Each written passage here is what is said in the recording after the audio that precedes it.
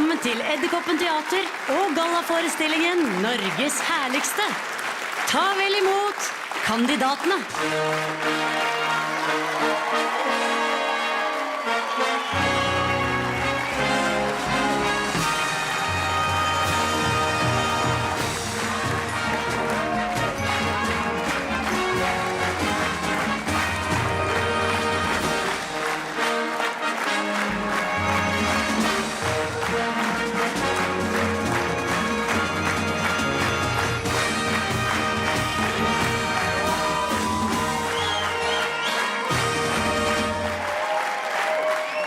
Og her er kveldens vertskap, brødrene Vegard og Bård Ylvisåker.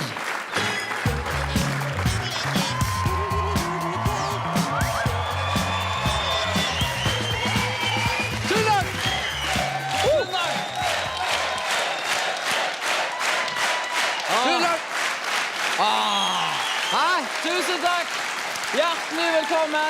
Hjertelig velkommen hit til Edderkoppen Teater og til finalen i Norges herligste 2008!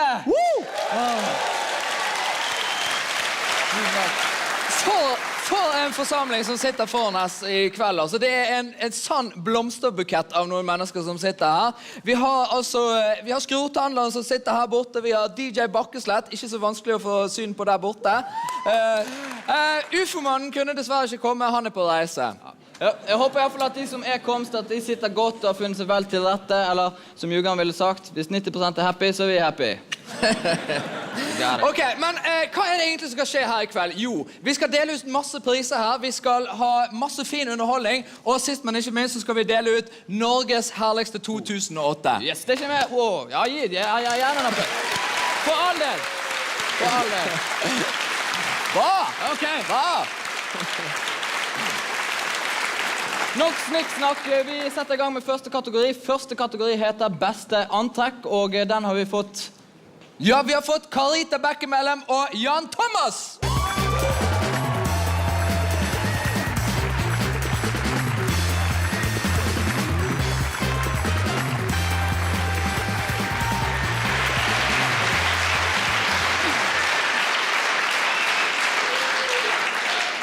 Ja, Karita.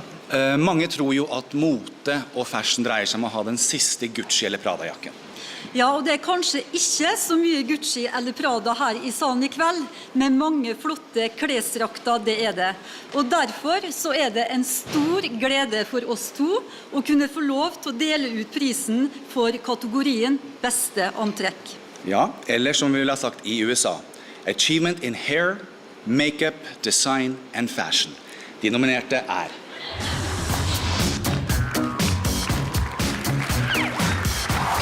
Tightsmannen, for å ha gitt uttrykket skin tight jeans et ansikt. Den skal være sånn. Jo trangere, jo bedre.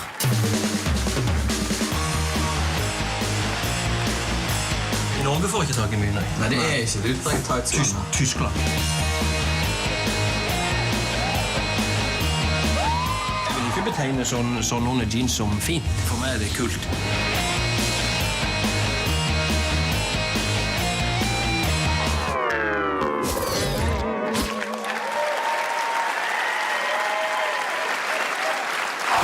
Saueklippemannen, for kombinasjonen dress, spillende julenisseslips og motorsag.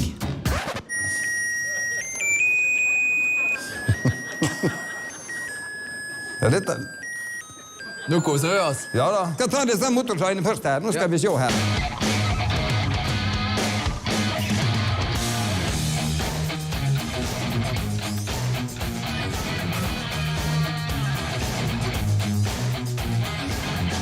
Men Oddvar, er ikke du kald? Nei, jeg Det er jo kaldt ute. Ja, det er ikke Det er jo greit. fin stasen. Vi har jo... Oi, ja da.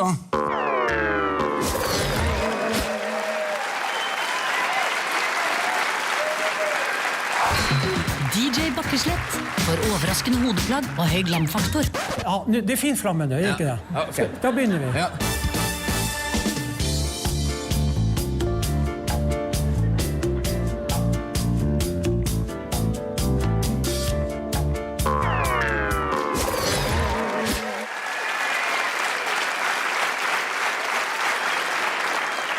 Jeg har alltid lyst til å gjøre dette her. Ja.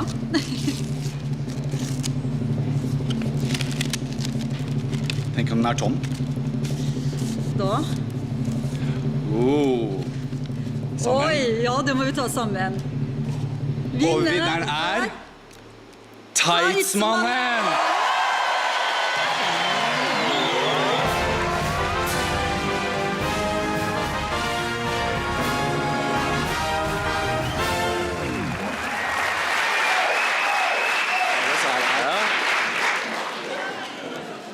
Ja, det var jo litt uventet det da. Det var jo mange gode, det var jo mange gode kandidater.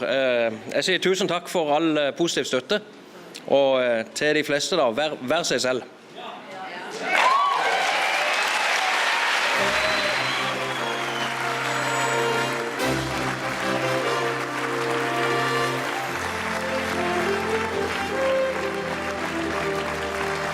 Til å dele ut neste pris, ta imot gjengen fra Gyllene Tider.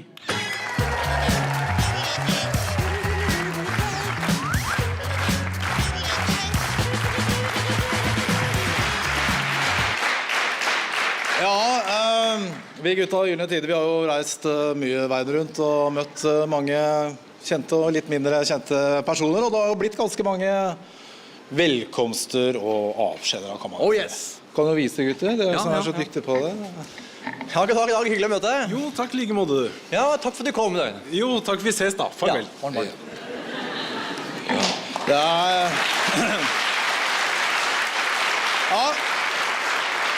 Bunnsolid, høflig, men fy faen så kjedelig. De nominerte her.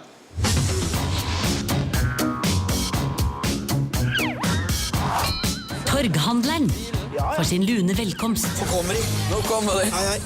Er det Tor Werner? Ja, visst er det det. Det er så bra. Du var jo smørblid. Ja.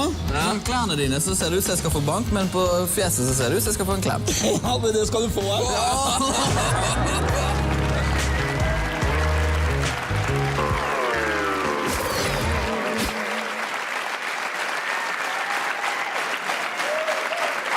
Thaimannen for sin energiske avskjed.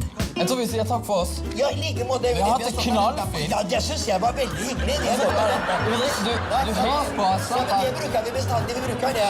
Ja, du skal det. Ta vare på deg selv. Ja, i like måte. Ha det bra. Og veien veiser nedover. Her bor jeg når jeg er hjemme. Er ikke det greit? Ja, det. Og så har jeg hesa flagget for deg da. Ja, så det. Ja da, så det er greit. Herregud.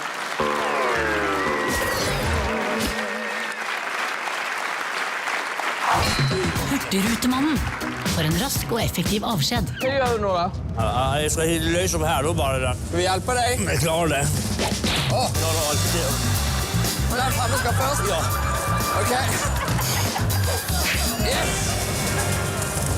Det har du gjort, ja. Ha det bra så lenge. Ha det bra. Ha det bra, ja. Du må få mikrofonen. Ja, det. Nå må du lemme den. Ha det igjen, Arild. Ha det.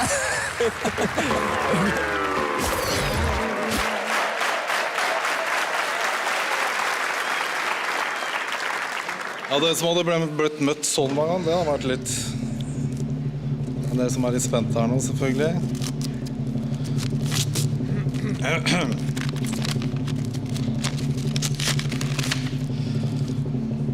Vinneren er Thaimannen! Gutta! Hei! Yes. Hei! Hallo! Gutta, ja! Hei, du! Det er ikke meningen å avbryte og liksom stjele denne her prisutdelerrollen. Jeg synes du gjør en kjempejobb. Veldig fin jobb, men det er dessverre sånn at Thaimannen, han kunne ikke komme hit i kveld før han har en hofteoperasjon. Han ligger på sykehuset. Så derfor så skal vi bare ta over herfra, fordi at vi har han forhåpentligvis med på link. Thaimannen, kan du høre oss? Hallo? Thaimannen? Hallo? Hører du oss? Ja, hei. Ja, hei. Det er veldig kjekt å se deg igjen.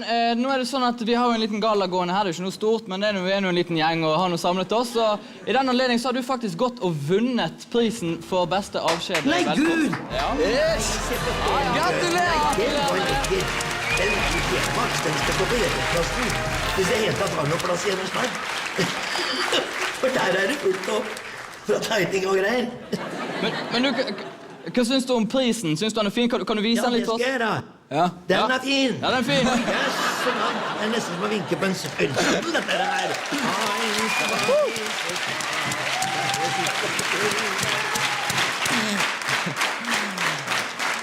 Ok.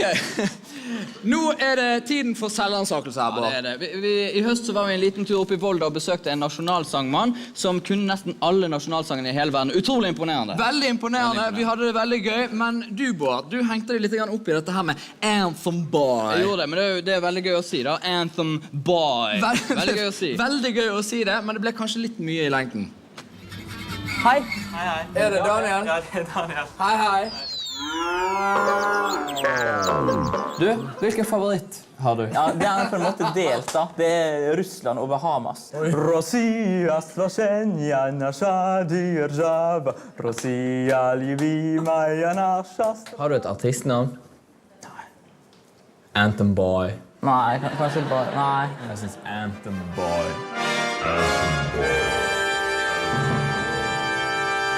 Anthem Boy populær da. That's my Anthem Boy. Hva kaller han for? Anthem Boy. Anthem Boy. Anthem, du hang det veldig opp I det med Anthem Boy. Jeg synes det var kult å kalle han, jeg.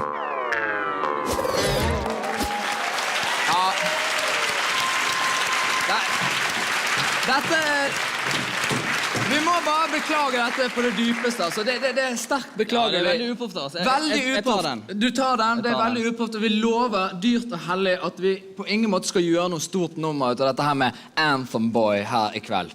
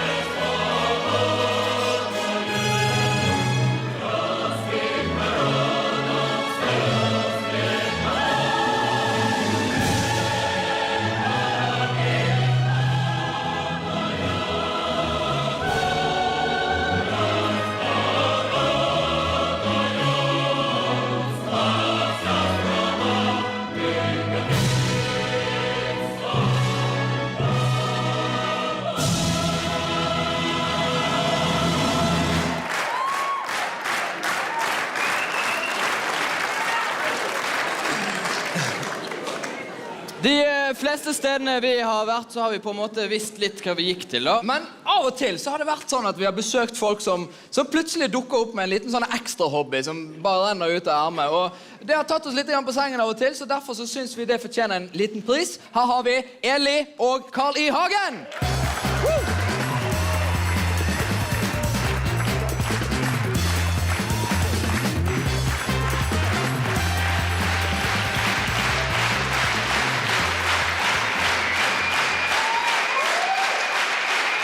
Tusen takk. Tusen takk. Ja, Eli og jeg har fått gleden altså av å utdele prisen til den mest overraskende hobby eller fritidsvirksomhet. Og vi har da noen litt spesielle vi også. Eli, hun har begynt å samle på krystallkarafler. Det faktisk sant. Og de nominerte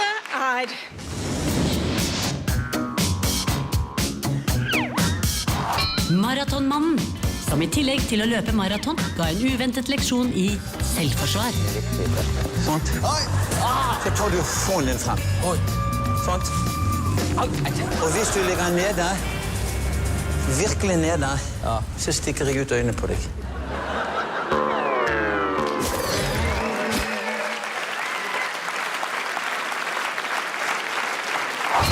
Saueklippermannen, som I tillegg til å være saueklipper, viste seg å ha en bigeskjeft som synsk profet. Her har vi en helt spesiell venn. Den var spesiell. Den synske profet. 67-88 år. Hvem den synske profet? Det meg. Det deg? Ja. Jeg har klart mange resultat rundt om I... Jeg ser mye. Jeg klarte den Hvem som vant Grand Prix, for eksempel, I 1982. Ja. En bikkje, en Fride med Nicole. Ja. Det er ikke bløff.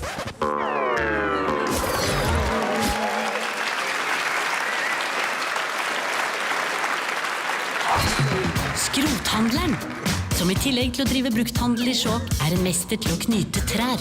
Ja, så her vet du, her det knytt. Her går knytetrær. Det det sykeste hobbyen I hele verden. Knytt alle sammen. Se på den, du. Denne her var feit, da. Jeg har fått fot. Du har gått I din egen ferd. Hvorfor knytter du trær? Jeg skal bruke det til spaserstokk når jeg blir gammel.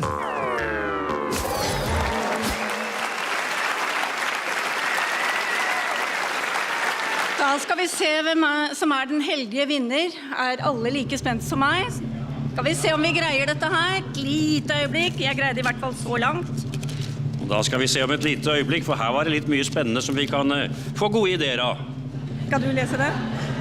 Og den lykkelige vinner Skrothandleren.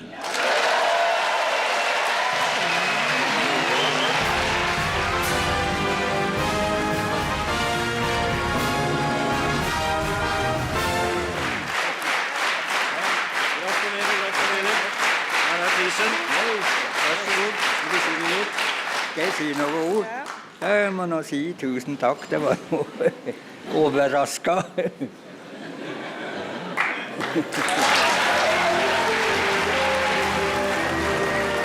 Til å dele ut neste pris, Lene Alexandra Øyen og vokalisten fra Ole Ivars, Tore Halvorsen.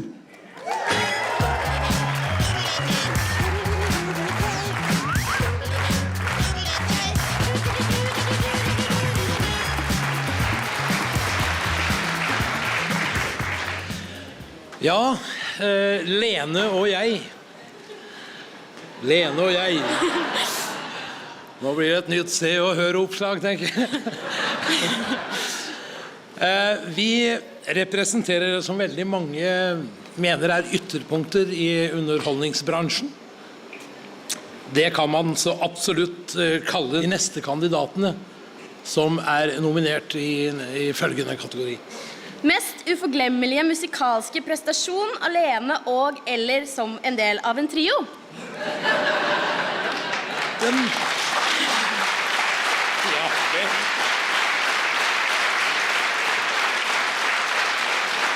Og de nominerte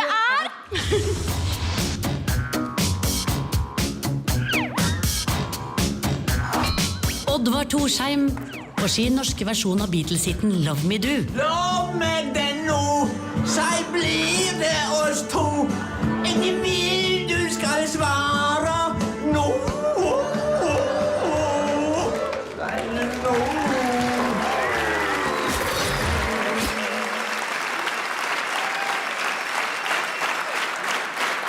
Tightsmannen for sin tolkning av Rosa på ball på trekkspill.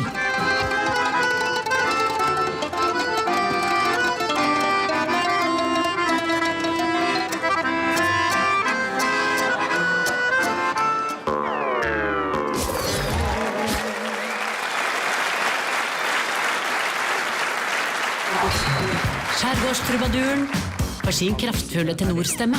Trigge, trigge, trigge, trigge, trigge, malamor. De har ikke gått litt rundt I gangen her og besøkt naboen din og bare... Da hadde du fått sjokk! Så lenge skutan kan gå, så lenge hjertet. Det mange som aldri et lysglimt skal nå. Vær så god, Jakobsen. Vær så god. Takk for det.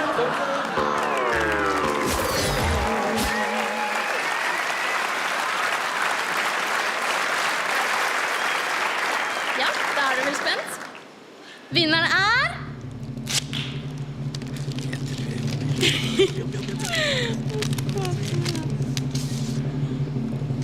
Og vinneren Skjærgårdstrubaduren.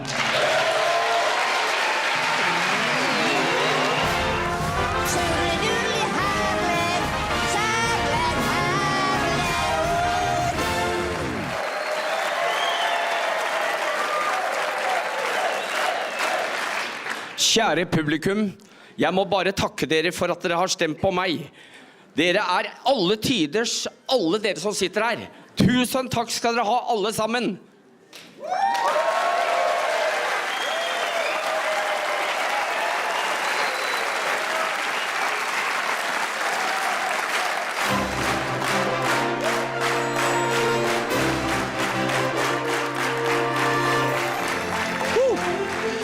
Ja, det virkelig en fantastisk variert gjeng som sitter her i salen i dag. Og hvis man skal prøve å finne noen sånn form for fellesnevner for hele den gjengen her, så vel det at de så til de grader står 100% for den de og velger å bare kjøre på med den greien der. Og hvis det noen som spør de et eller annet sånn, det nødvendig å ha den flammehatten på deg hele tiden, så sier de, ja, jeg tror egentlig det en grei løsning. Ja. Og det jo nettopp det vi så utrolig glade i de for, nettopp fordi de tør liksom å si at dette min greie, it's my life, take it or leave it, set me free, I got my own life, you got your own life. Man, stop bugging me, stop bothering me, stop fighting me, stop yelling me, it's my life. It's my life. It's my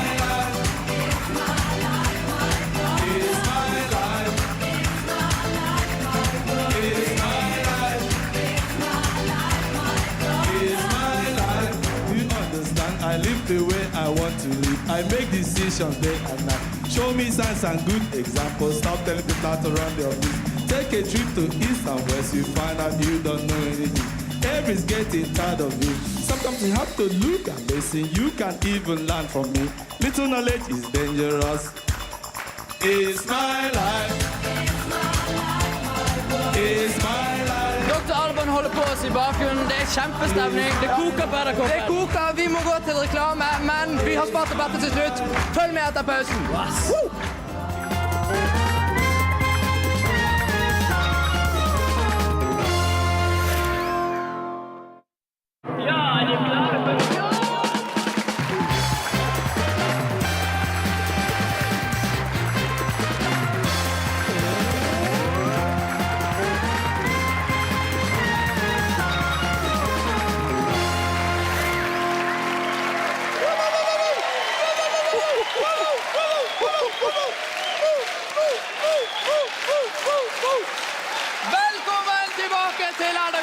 Vi har et sinnssykt kok her. Vi har flere priser som skal deles ut i kveld. Vi skal ha masse fin underholdning. Og vi skal selvfølgelig kåre Norges herligste 2008.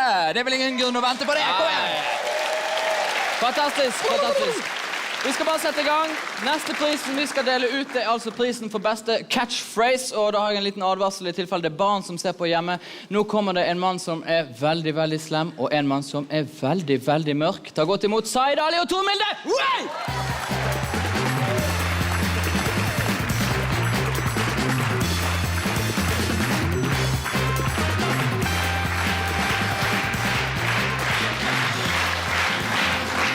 Ja, vi altså her for å dele ut prisen til beste catchphrase, og for de av dere som på min alder, så skal jeg forklare hva en catchphrase er. Det altså sånn hvis en person har et uttrykk som han sier hele tiden, veldig ofte, som for eksempel hva skjer da? Eller dritfett, eller spa. For de av dere som fra et annet land og ikke snakker norsk, så sier han Tor Milde, apne aap ko bahut ajeeb aadmi samjhta hai, kabhi-kabhi ye kehta hai, kabhi wo kehta hai, 50 साल उम्र इस आदमी की, और ikke minst बदतमीज आदमी, कोई शर्म याद आया नहीं है तुम्हारे में, मुझे ये बताओ, और til slutt, तुम है कौन हो? हैं बगल में छुरी मुंह में राम Ram? Ja. Vi må komme til saken nå, Zaid. Det da vi... Og de nominerte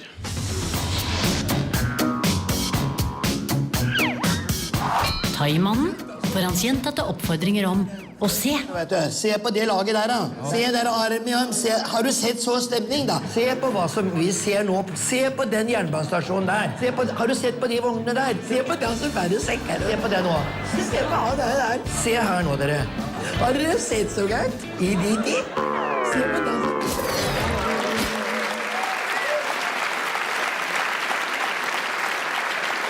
50-tallsmannen for å ha tatt vare på et utrydningstruet uttrykk vi ikke har hørt siden 50-tallet.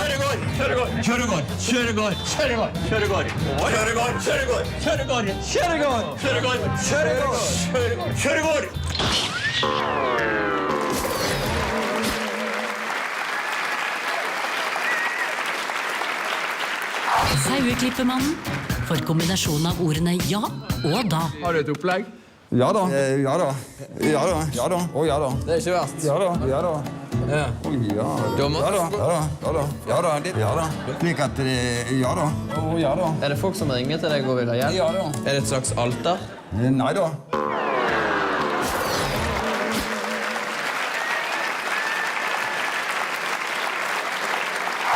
Vegard Ylvisåker for sin iver etter å starte innslag med ok og et klapp. Clap it. Ok. Ok, nå står vi i Øystese.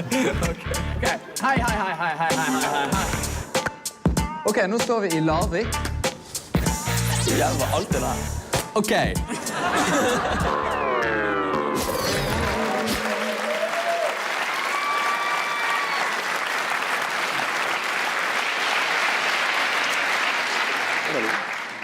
Ok, som han sa. Da får vi se hvem vinneren er. Og vinneren er... Slapp av litt, da. Jeg har jo... Ja.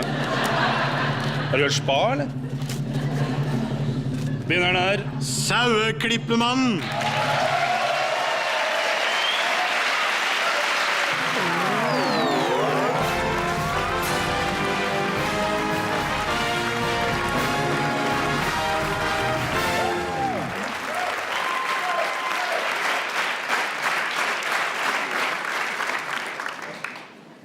Ja, tusen hjertelig takk. Dette var en stor overraskelse. Og det er så alle som har stemt på meg også. Så dette var helt overveldende. Tusen hjertelig.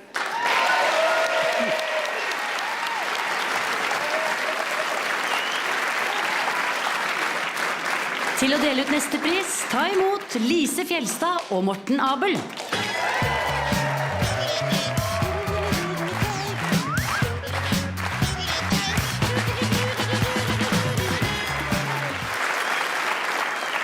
Ja, vi skal nå dele ut prisen i kategorien beste tilsiktede eller utilsiktede birolle.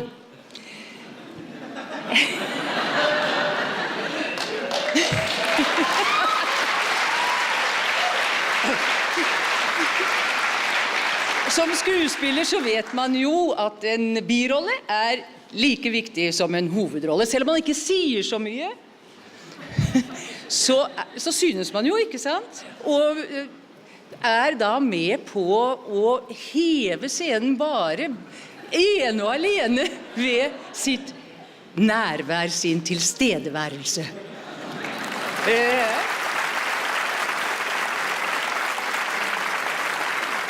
Enkelte biroller har bare én replikk. Ikke sant, Morten? Jo.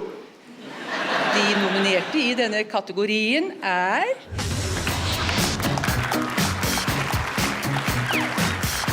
Arnis kone, Nypapporn, for sin deltakelse i innslaget om Arni. Har du sett min lille kone? Men er det best å si at det er ikke kona mi, det er en kone fra gamle dager. Er du sikker på... Åja. Hvis jeg... Så du skriver om gammel? Hvis jeg sier at det er kona mi fra Thailand, så blir jeg slått ihjel. Har du sett min lille kone som legger seg på ryggen for en krone?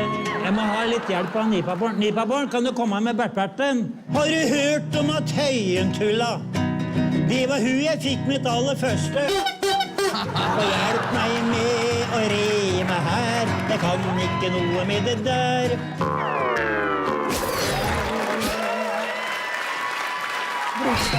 Den usynlige nissen i innslaget om energidamen. Her står det en nisse, som vi ikke ser, men som vi på en måte kan fornemme. Kjempeforsiktig. Kjenner du nissen når du gjør sånn? Nei. Og nå skal Solveig ta lyd på den nissen. Har du spurt om lov? Ja. Sa han det var greit? Ja. Sympatisk nisse.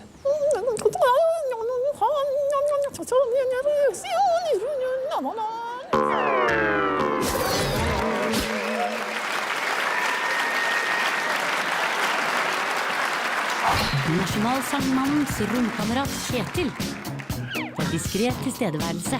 Det er Russland og Bahamas. Russland og Bahamas? Alcanzamos por fin la gloria.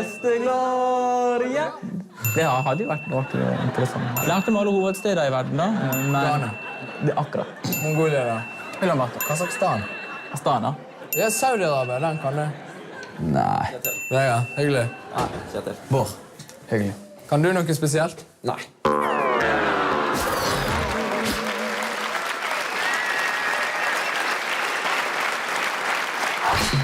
En helt tilfeldig mann på stylter får hjelpsom veibeskrivelse. Går det bra? Vi på jakt etter en som holder på med sirkus. Kjenner du han, eller? Han går rett mot Abedul. Abedul? Men få se litt til, da. Det var veldig stilig.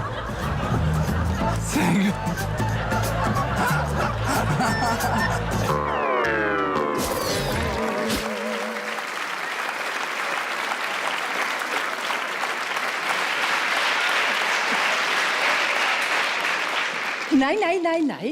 Det er bare én replikk på deg. Vinneren er... Skal vi se...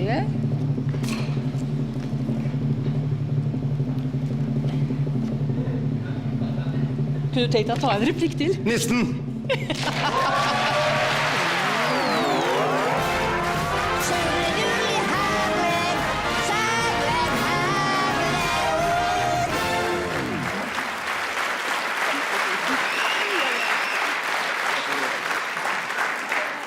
Og nissen står faktisk her for dere som kan se.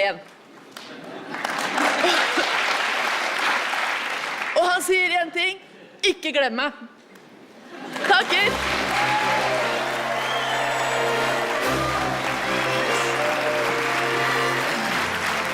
Ja da. Skal man nå først lage et gallashow, og det skal man jo gjerne, da må man jo selvfølgelig ha et skikkelig godt musikalsk innslag. Og da liksom la vi hjernene våre bløt, og så tenkte vi, skal vi ringe til A-ha, skal vi fly inn Rolling Stones, skal vi hente U2? Så slo det vel også at, herregud, vi har jo gutten med oss, han er jo med i gjengen vår. Mine damer her, ta godt imot, flydd inn fra Førde med Widerøs, Oddvar Torsheim!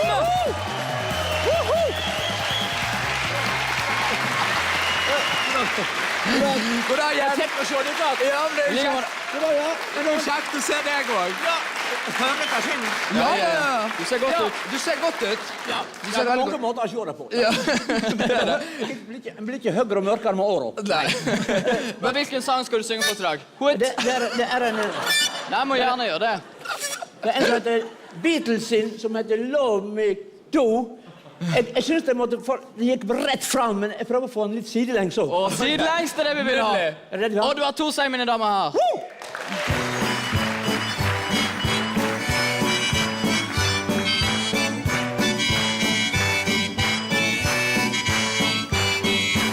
Love me det nå, så blir det oss to. Ikke mer du skal svare nå. Så det nå, blir det oss to. Blir det to. Så det nå, Noen er ifra Høyre, andre fra LO. Noen er i fjerde, mens andre er i flo. Summe sier de vire, og vire kan bli to. Andre danser tango, og noen litt go-go. Lover det nå, sier blir det oss to. Du skal svare nå. Sier det nå, blir det med to. Blir det oss to fleri? Sier det nå,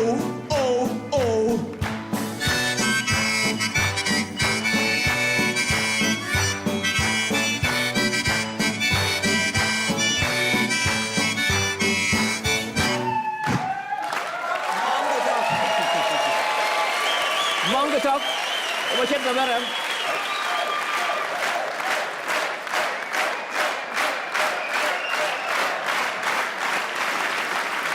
Til å dele ut neste pris, Pia Haraldsen og Jan Fredrik Karlsen.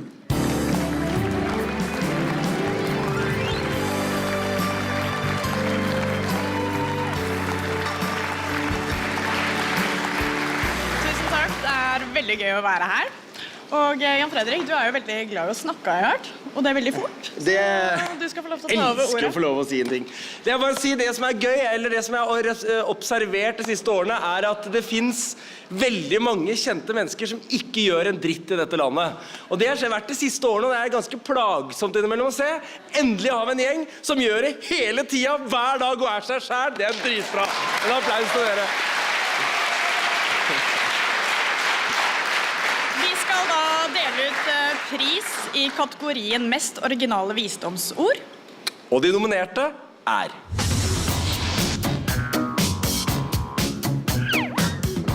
Maratonmannen for generell livsvisdom. Livserfaring, det noe du ikke kan kjøpe. Livserfaring noe som kommer. Livserfaring, det ikke noe du kan lese det til eller kjøpe. Nei, det sånn erfaring du får Ja, det kommer etter hvert. Og problemene, de for å løse. Når du har et problem, så løser du problemet for å gå inn I neste problem. For å løse det problemet til det nye problemet. Derfor det veldig viktig at hvis du møter en bølle på byen, så står du ikke sånn. Du står med en støttefot. Ser du hva jeg gjør? Jeg bare dytter det.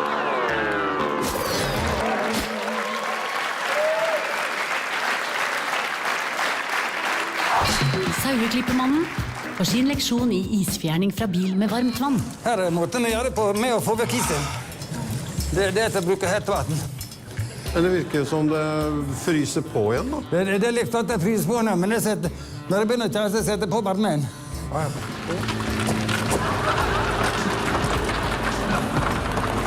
Hallo? Ja? De ser at det litt iser. For jeg fryser ikke på igjen. Jeg enig I det, men vannet skulle være litt hettere.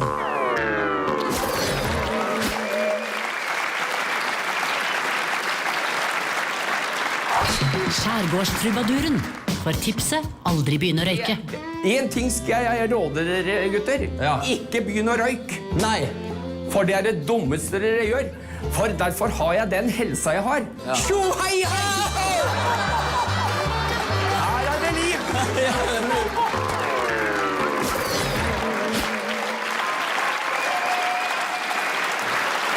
Ok, da skal vi kåre vinneren. Du klar? Jeg klar. Dere klare? Ja! Vinneren Saueklippermannen!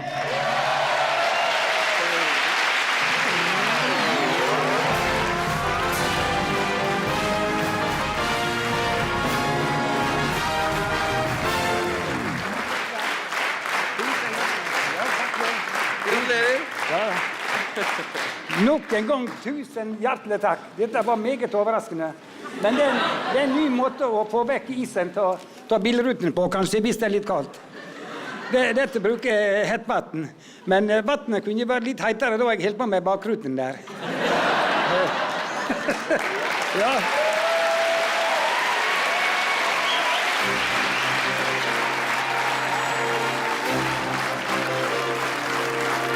Til å dele ut neste pris, ta godt imot Bård og Vegard Ylvisåker.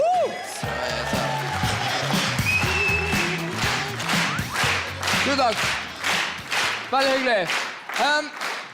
Når vi satte oss ned nå på slutten av året og letet igjennom alle de klippene som vi har fått produsert I løpet av denne høsten, så fant vi veldig mye som vi synes var veldig, veldig gøy, men som kanskje ikke passet helt inn I de kategoriene som vi har delt ut hittil I dag. Så derfor så lagde vi en egen klasse som vi bare kaller rett og slett åpen klasse, og den skal vi dele ut nå. Vi kan begynne med Big Boy Vidar, som jo har frisørsalong, men også har en homsepornosjappe I kjelleren. Kjempeflott initiativ. Og vi skal vise et lite klipp der Vegard får seg en sving om nede I dungeon til Vidar. Første nominerte Big Boy Vidar. Sånn, og så da kan du bare legge oppi her. det vondt eller digg? Nei, den ikke vond. Den vond. Ja. Nei, altså, den vond. Ja, men...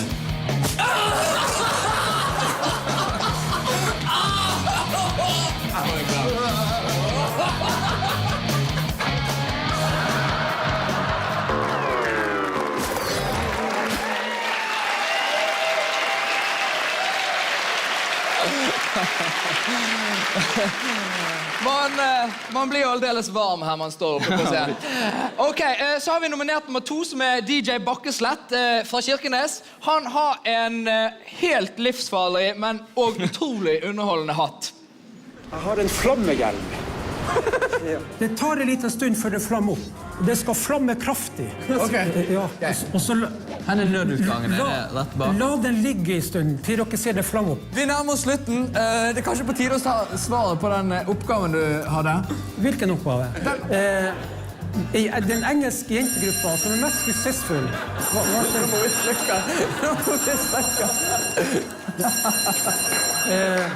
Vi må stoppe. Ja.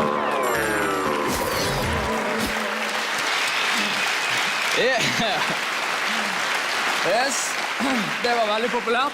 Og så til slutt så har vi Blåbærkongen som tok oss med ut på en helt ufyselig tyttebærplukketur, men som til gjengjeld gjorde det sinnssykt godt igjen når han kom inn igjen.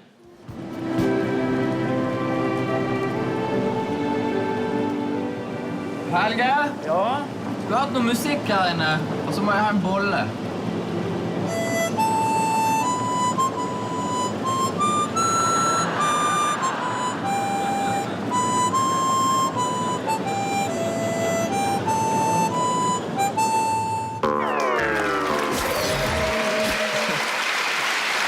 Yes.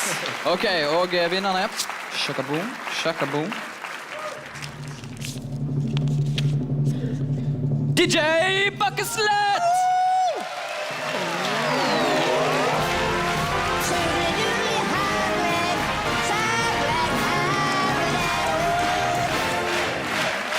Gratulerer.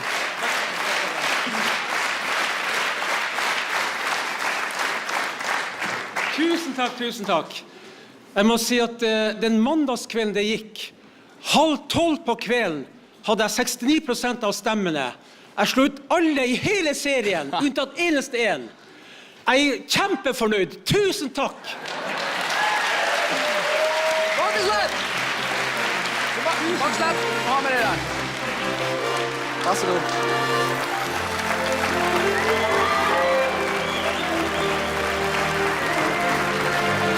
Mine damer og herrer, direkte fra Oslo Tight Fashion Week, her er Tightsmannen.